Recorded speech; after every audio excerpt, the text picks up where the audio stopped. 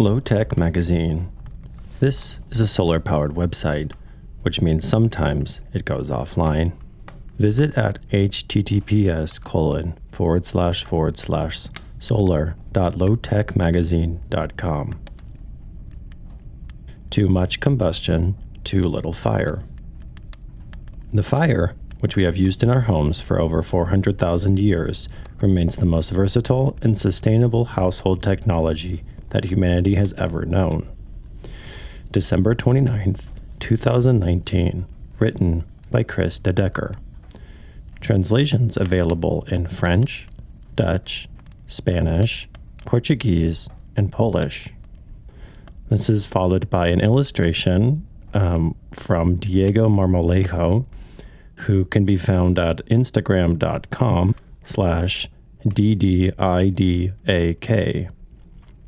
And the illustration features an exploded diagram of a toaster with the slices of bread and the metal housing. The fire, which we have used in our homes for over 400,000 years, remains the most versatile and sustainable household technology that humanity has ever known. The fire alone provided what we now get through a combination of modern appliances, such as the oven and the cooking hob, heating system, lights, refrigerator, freezer, hot water boiler, tumble dryer, and television. Unlike these newer technologies, the fire had no need for a central infrastructure to make it work, and it could be built locally from readily available materials. From open hearth to power plant. The habitual use of fire dates back at least 300,000 to 400,000 years. Figure 1 and Figure 2. Until the 20th century, the biomass-fueled fire was the only energy-using appliance, quote-unquote, in the household, whether people were living in a cave, a temporary hut, or a permanent building. The earliest shelters were often erected with the express purpose of keeping fire alive, protecting it from wind and rain. For most of history, the fire appeared in the form of an open hearth, which was built on an earthen floor in the middle of the shelter. The smoke of the fire escaped through a hole in the roof. Beginning in the 14th century in Europe, the open hearth was gradually replaced by a fireplace connected to a chimney, most often built against a wall. In colder regions, such as Scandinavia, people built more energy-efficient tile stoves. To find out more about this, you could visit https://solar.lowtechmagazine.com and go to the article for sunbathing in the living room, oven stoves, and heat walls. In colder regions, such as in Scandinavia, people built more energy-efficient tile stoves, while in milder climates, such as those around the Mediterranean, people continued to use braziers, portable metal baskets in which charcoal was burnt. In the 18th and 19th centuries, fireplaces were starting to be replaced by metal stoves. The fire remained central in the household until the 20th century, when it was replaced by a wide range of appliances plugged into central infrastructures. Today, in industrial societies, even metal stoves have become rare in households. Open burning has all but been banned, especially in cities. New buildings no longer have fireplaces, chimneys, or a hole in the roof. Paradoxically, writes Luis Fernandez Galeano in Fire and Memory, on architecture and energy, the dwellings that began as places to promote the fire today shun open burning. Footnote 3. In Fire, A Brief History, Stephen J. Pine observes that urban residents can pass years without seeing a fire. It appears mostly by accident or arson, and almost always as a danger. Footnote 4. However, the fire has far from disappeared. Thousands of individual fires in households have been replaced by a few giant fires in central power plants. And the fire also burns elsewhere. In our economy of abundance, writes Stephen J. Pine, fire is at the heart of the magic. In factories, automobiles, homes, and power plants, modern cities remain fire-driven ecosystems. Shut down combustion, and you shut down the city. But open flame itself has vanished. Like a black hole in space, fire has shaped everything around it without itself being visible. Industrialization has only altered, not abolished burning. Most importantly, fire started using another energy source, fossil fuels instead of biomass. Until the 20th century, almost all human-made fires were the product of renewable energy sources: wood, grass, dung, peat, and some early uses of coal being the exceptions. This is followed by a brief link to solar.lowtechmagazine.com in an article called Medieval Smokestacks, Fossil Fuels in Pre-Industrial Times. Today, in industrial societies, almost all the fire at the heart of the magic burns on coal, gas, or oil. Fire versus electricity. Globally, a few billion people still live in households built around an old-fashioned fire, often in the form of an open hearth. Some people in the Western world consider this as a backward and primitive practice that needs to be abolished, even though it is based on the use of renewable energy sources. For example, in 2011, the UN and the World Bank launched the Sustainable Energy for All initiative, aiming to ensure universal access to modern energy services by 2030. Footnote 5. But the concept of modern energy services is vague, but it essentially refers to the use of electricity and gas, and thus, in practice, the use of fossil fuels. Initiatives like this imply that modern energy services are better than the traditional open hearth or fireplace. Urbanites see fire as a technology for which other, more advanced technologies can substitute, writes Stephen J. Pine. If fire is a device, they want an improved flame and smoke-free upgrade. Examples of such flame and smoke-free upgrades are today's solar PV panels and wind turbines, which are supposed to end our dependence on fossil fuel fires to produce modern energy services. However, how do open hearths and modern energy services, including those based on renewable energy sources, actually compare in terms of efficiency, sustainability, health, and safety? What are we really saying when we argue that electricity or gas are, quote, better than a traditional fire? The versatility of fire. One reason why people in industrial societies regard open fire as inefficient and unsustainable is because they simply don't know how their ancestors actually used it. If these days a fire is considered to be inefficient, it's because we only measured the efficiency of one of its functions, usually space heating. However, our ancestors did not only use fire to warm themselves, they also used it for cooking, illumination, food preservation, hot water production, clothes drying, and protection from predators and insects, among other things.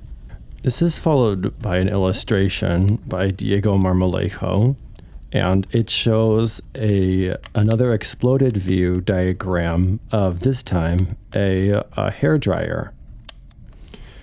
Fire is extremely versatile. It's hard to say which of its functions were most valued by our ancestors. Therefore, if we measure the energy use of a household fire and compare it to modern technology, we should not compare it to the energy use of a heating system or a cooking stove alone, but to the energy use of an entire household. Cooking with fire. As a cooking device alone, the fire can accommodate a wide variety of cooking methods and replace a surprisingly large number of modern kitchen appliances. The fire not only functioned as a cooking stove, but also as an oven. For roasting and grilling, Food was held on a turning spit and cooked by direct exposure to the fire. Baking happened in a clay container, a Dutch oven, which was put in the ashes of the fire. Alternatively, a separate bake oven was built into the jamb or the rear of the fireplace, or as a freestanding structure outside the house. Boiling and frying happened in a pot that was hanging above the fire. Footnote number 6. The functions of many smaller electrical kitchen appliances were also enabled by the fire. For example, you may think that people started eating toast when the electric toaster appeared in the 20th century. But before that time, they simply held a toasting fork into the fire. Likewise, quickly preparing warm drinks did not begin with the invention of the electric immersion heater. Early on, people immersed a red-hot iron tool in a cup, producing hot beverages in a matter of seconds. The fire also substituted for today's refrigerator and freezer. In The Food Axis, Cooking, Eating, and the Architecture of American Houses, Elizabeth Collins Cromley describes how meat and fish were suspended for several weeks in the smoke of a fire to preserve them for longer. Footnote number 6. At the simplest level, our ancestors hung their cuts of meat or fish in the kitchen chimney, or if there was no chimney, high above the hearth, suspended from the ceiling. Smoking fish and meat could also happen in a chimney smoke chamber, which was either an adjunct to the kitchen fireplace, or a chamber built off the chimney in the basement or attic. The smokehouse could also be a separate building. Several other food preservation methods were dependent on fire. Fruits, vegetables, and herbs were dried by fire if the local climate wasn't sunny enough. Sugaring fruits and making butter and cheese all depended on heat from a fire. Salt, essential for food preservation, was kept in a box hung against the fireplace to keep it dry. Footnote number 6. Distributing heat and light. A fire not only produces heat and smoke, it also produces light. As a light source, fire was just as versatile as electric lighting is today.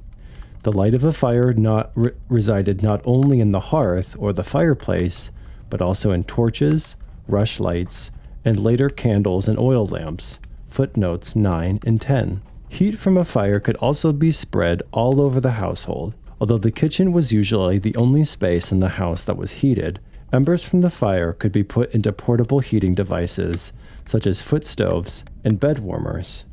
This is followed by an inline link to another Low-Tech magazine article, which is called Restoring the Old Ways of Warming, Heating People, Not Places. That's an article from 2015. The fire was also used to heat water for cleaning and washing, a practice that continued when cast iron wood stoves appeared. Many of these had hot water tanks. Furthermore, the fire took care of drying clothes, substituting for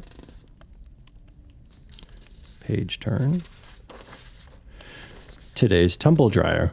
And people didn't just start ironing their clothes when the electric iron came along. Since the Middle Ages, our ancestors used plain metal irons that were heated by a fire or on a stove, or a box iron which held glowing charcoal inside. Some of these had a small chimney to keep smoky smells away from the clothes. There was also the function of the fire as a focal point of communication and socialization. For thousands of years, the hearth was the ancient focus of conversation and the crackling soul of the house. Footnote number 3. Televisions and mobile phones have taken over these roles, although it is doubtful whether they hold the same appeal for people as fire does. A host of electronic consumer products that imitate the effects of a fire, electric candles in fireplaces, LED bulbs with flickering flame effects, videos of crackling fires, seem to indicate that humans miss open fire. Sustainability and efficiency. In a household built around a fire, the making of hot beverages and toast, the drying of clothes, or the illumination of the space does not raise the energy use of the fire. It simply makes more efficient use of the fire that is already there for other purposes, like space heating. To achieve the same result today, we have to turn on several appliances, and all of them require extra energy use: the heating system, the immersion heater, the electric toaster, the tumble dryer, and the lights. Furthermore, we should also take into account the mining and energy use required to replace one fire with dozens of factory-made appliances, which all need to be distributed to individual consumers. Finally, we should take into account the energy and materials that are required to build and maintain the infrastructures that these appliances depend on to operate, like the power grid, gas infrastructure, and on the cold chain. In contrast, an open hearth can be built locally with readily available materials, and it operates independently of centralized infrastructures. This is followed by another exploded diagram view illustration by Diego Marmolejo, this time of an iron. And it's really cool. You can see all the buttons and pieces. Today's renewable power plants, such as solar PV panels or wind turbines, don't properly address the energy question. They also need to be manufactured, transported, maintained, and discarded of, and they imply that we can keep designing, producing, and discarding an increasing range of electric household appliances in order to satisfy our needs. Neither would biomass electricity make this system sustainable, although it eliminates the use of fossil fuels. A great deal of energy is lost in the process of converting biomass to electricity, and we still need factories to manufacture the electric appliances and infrastructures. Energy use compared: ancient versus modern households.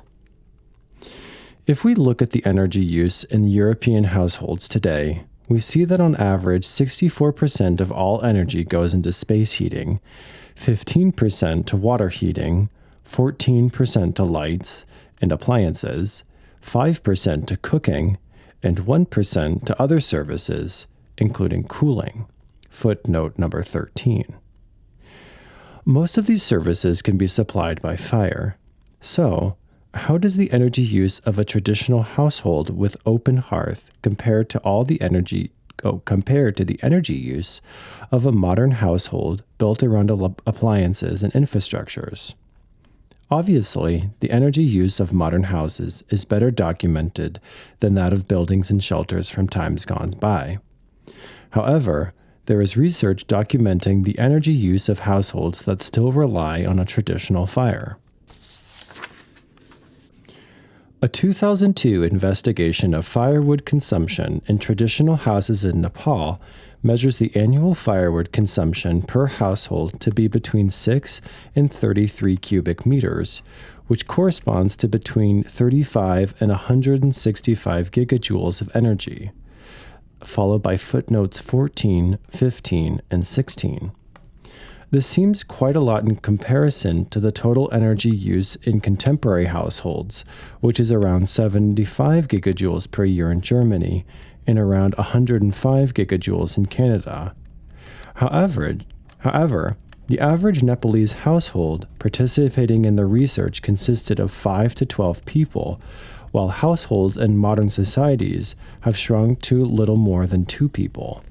In the Nepalese households under study, energy use was between 2 and 33 gigajoules per capita, while another, more recent research paper on firewood consumption for heating, cooking, and lighting in Nepal calculates a per capita use of roughly 2.5 to 10 gigajoules of energy per person per year. Footnotes 17 and 18. In comparison, total household energy consumption per capita is around 30 to 50 gigajoules in countries like the Netherlands, Germany, and Canada.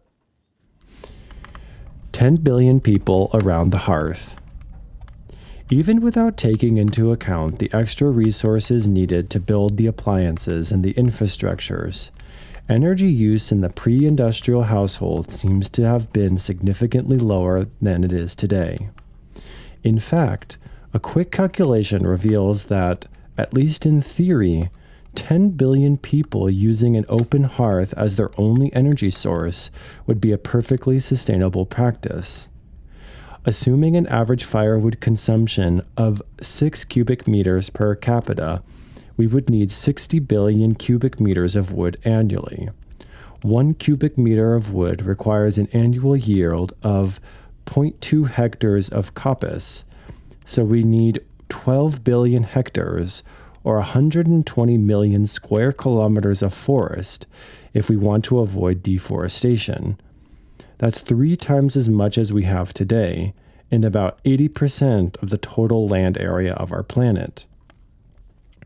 Because we don't need extra space for factories and roads to make and distribute consumer goods, we actually could go back to the open hearth without destroying our environment. The same cannot be said of 10 billion people going forward using fossil fuels in modern infrastructures. Health versus sustainability. If not for their sustainability or efficiency, then why do we consider modern energy services superior to a traditional fire? The suppression of open fire in modern cities is supported by 2 extra arguments. Fire is unhealthy, it produces air pollution, and it is dangerous. It carries the risk of an uncontrollable fire. These risks are real, but how does the fire compare to modern energy services in terms of health and safety? There is no doubt that the replacement of the household fire by modern infrastructures has advanced air quality, health, and safety in cities. However, this may be only a temporary gain. Modern infrastructures are at least as hazardous to safety and health because of their dependence on fossil fuels. For example, the heat waves and forest fires which are ravaging Australia while I write this are killing people and destroying properties, and they are producing thick smoke that continues to blanket some of the largest cities. These fires are not caused by people using open hearths. These fires are the consequence of climate change, which is mainly caused by people's use of industrial infrastructures powered by fossil fuels. The heavy dependence on central infrastructures for so many vital needs is another health and safety risk. Cut the power supply to a large city, and almost everything stops working, including the sewer network, the food storage, and the burglar alarms. Our troubled view of the old-fashioned fire is partly rooted in the conflation of 2 distinct concepts, health and sustainability. Indeed, something can be healthy, safe, and sustainable at the same time, like walking, lest there is no sidewalk. But something can also be healthy and safe, but not very sustainable, like a refrigerator. Because it depends on an energy-intensive cold chain, and something can be sustainable but not very healthy or safe, like a smoke room for meat and fish in the basement. Health and longevity are things that we as individuals need, want, desire, or feel entitled to, just like we feel entitled to certain levels of comfort, convenience, speed, or cleanliness. On the other hand, defining sustainability requires us to question what levels of human comfort, convenience, cleanliness, speed, safety, and health our environment can support before it collapses. We can choose safety and health over sustainability when they are in conflict with each other, but only at the expense of the safety and the health of younger and future generations. This concludes the article reading of Too Much Combustion, Too Little Fire. And for anybody curious who just wants a little bit of extra context on the footnotes from this article, I'm going to be casually going through and providing a little bit more information that you could use to then further look up these resources. So, without further ado, footnote number 1 came from Robrooks, Will, and Paula Villa, titled On the Earliest Evidence for Habitual Use of Fire in Europe, from the Proceedings of the National Academy of Sciences. Footnote number 2 came from Francesco Berna, and the title was Microstratigraphic Evidence of In Situ Fire in the, I don't know this word, Acheulean strata of Wonderwork Cave in northern Cape Province, South Africa. Also from the Proceedings of the National Academy of Sciences. And that word Acheulean is spelled Acheulean.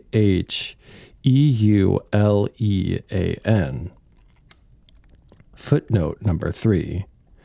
From Guillen Fernandez and Luis Fernandez Galliano.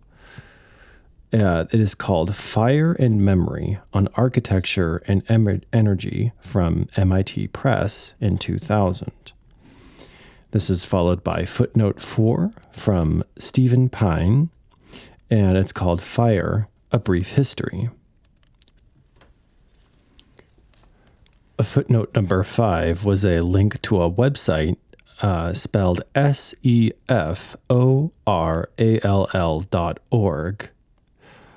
Number 6 was Elizabeth Collins Cromley, a book titled The Food Axis, Cooking, Eating, and the Architecture of American Houses.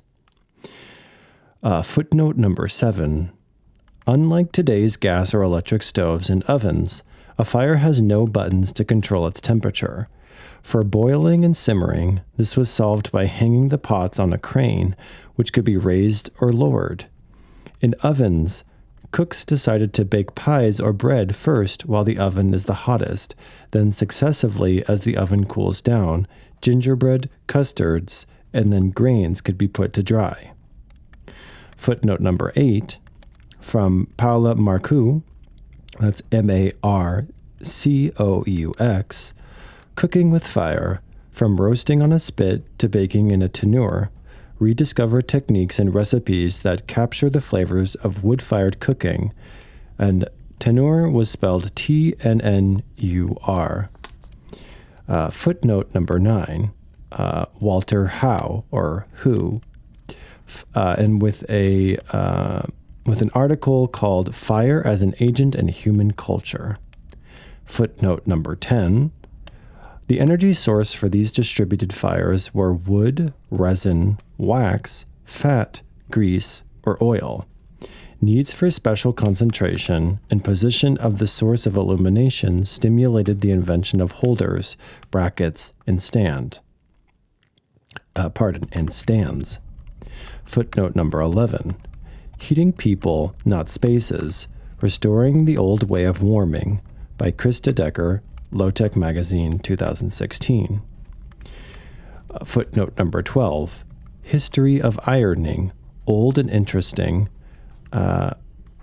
which was retrieved December 26, 2019. Footnote number 13. Energy Consumption and Use by Households, coming from Eurostat, which maybe is a journal. Footnote 14 is by two people, Rihal H.B. and H. Yoshida, called Investigation and Evaluation of Firewood Consumption in Traditional Houses in Nepal, from Proceedings, Indoor Air. Footnote 15, the energy content of 1 cubic meter of wood also depends on the type of wood and how it's stacked. I've compared apples to apples when it was possible, but it was not always the case, so the result is only a rough estimate. Footnote number 16, the annual firewood usage in the 18th century Austria was limited to 35 cubic meters per household, and the source of that is from Sirfel Rolf Peter, The Subterranean Forest. And footnote 17 from Bahadur Rihal, with an article called Firewood Consumption in Nepal, Sustainable Houses and Living in the Hot, Humid Climates of Asia. And finally, footnote 18. The results are 0.5 to 2 square meters of firewood per person per year, which I have converted to 2.5 to 10 gigajoules of energy per person per year. I do apologize for any of the names which have been butchered in the reading of these footnotes. Had I a little bit more time or accessibility, I would happily include the proper pronunciations for some of these folks who have done this research here. Okay.